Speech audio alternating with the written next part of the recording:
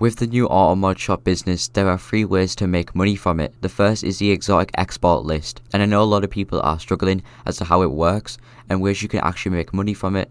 So in this video I go over how it all works, so let's actually jump into it. If you don't actually have access to this yet, that is because you have to complete your first contract for this to be given to you. This list updates every day, and selling each vehicle on here will net you $20,000. In addition, if you manage to steal all vehicles on that daily list, you will receive $100,000. So, this is how it works.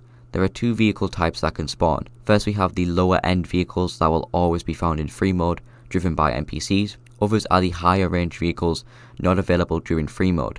So you may be wondering, how do I actually get these vehicles? First off, for the higher end vehicles, these will randomly spawn during free mode on your map.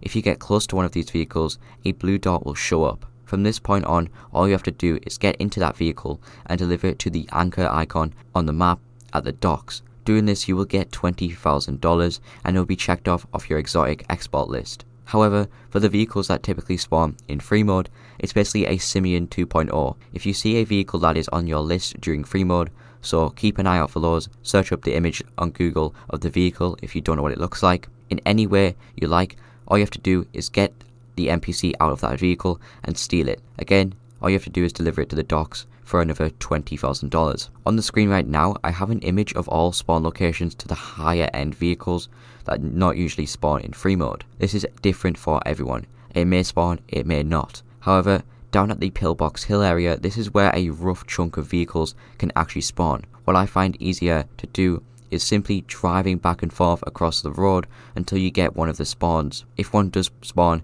it will pop up onto your map. It's very easy in my eyes. However, what I found is that these vehicles do not spawn as frequently in invite-only sessions. That is right, you can do either one of these vehicle exports in any type of session, but heads up, a public session is a lot more efficient for these spawns.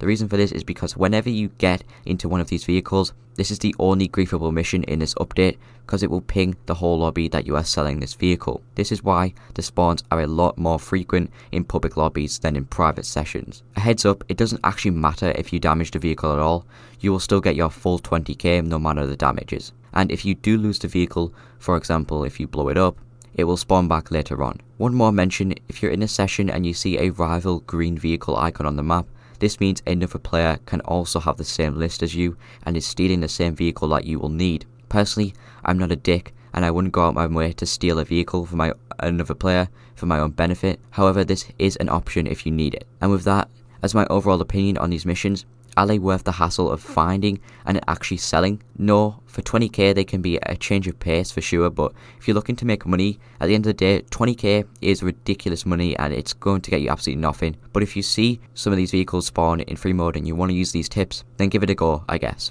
And with that, we are done. I hope this helped you guys understand how the export list works. If it did, subscribe and drop a like for more Los Santos Tuners content. Huge shout out to you guys recently on the channel. Anyway guys, with all that said, take care and I'll see you all later.